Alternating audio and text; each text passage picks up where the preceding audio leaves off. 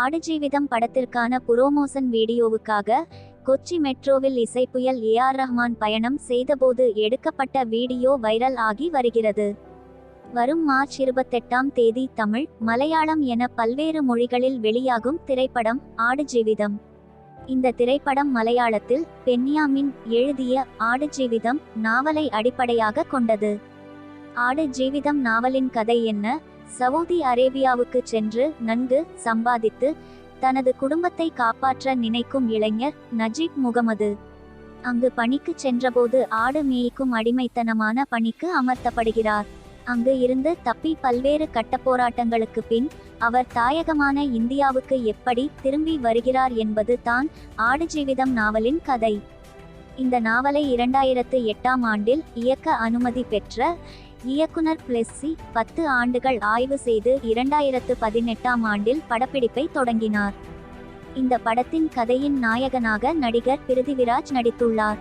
மேலும் அமலா பால், வினீத் சீனிவாசன் ஆகியோர் முக்கிய கதாபாத்திரங்களில் நடித்துள்ளனர். இடையில் வந்த கோவிட்-19 கெடுபிடிகளுக்கு பின் இப்படம் இறுதியாக ஜூலை 14, 2023ஆம் தேதி முழுவதுமாக படமெடுத்து முடிக்கப்பட்டது. அதற்கு பின் போஸ்ட் புரொடக்ஷன் பணிகளும் நடைபெற்றன. இப்படத்துக்குண்டான இசையை ஏஆர் ரஹ்மான் செய்கிறார். முழுக்க உலகத்தரத்தில் தயாராகி வரும் இப்படத்தின் இசை வெளியீட்டு விழா கேரள மாநிலம் அங்கமாலியில் உள்ள அட்லக்ஸ் கன்வென்ஷன் சென்டரில் வரும் மார்ச் 10ஆம் தேதி நடைபெற இருக்கிறது. இப்படத்திற்கான புரோமோஷனுக்காக உருவான வீடியோவில் இசைப்புயல் ஏஆர் ரஹ்மான் கொச்சி மெட்ரோ ரயிலில் தோன்றி நடித்துள்ளதாக கூறப்படுகிறது.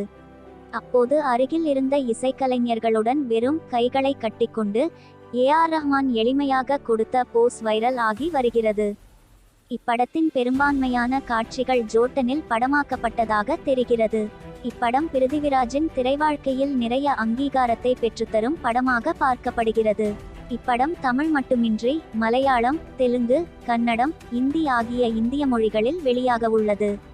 இப்படத்தின் ஒளிப்பதிவை சுனில் கே.எஸ். மேற்கொள்ள படத்தொகுப்பினை ஸ்ரீகர் பிரசாத் புரிந்துள்ளார். இப்படத்துக்குண்டான சவுண்ட் மிக்சிங் பணியை ஆஸ்கர் வென்ற ரசூல் பூக்குட்டி செய்கிறார். அதனால் இப்படமும் பல்வேறு விருதுகளை குவிக்கும் என பலர் கருதுகின்றனர். பொறுத்திருந்து பார்ப்போம். ஏஆர் ரஹ்மானை பிடித்தவர்கள் மறக்காம சப்ஸ்கிரைப் பண்ணுங்க. நெக்ஸ்ட் வீடியோல சந்திப்போம். பாய்.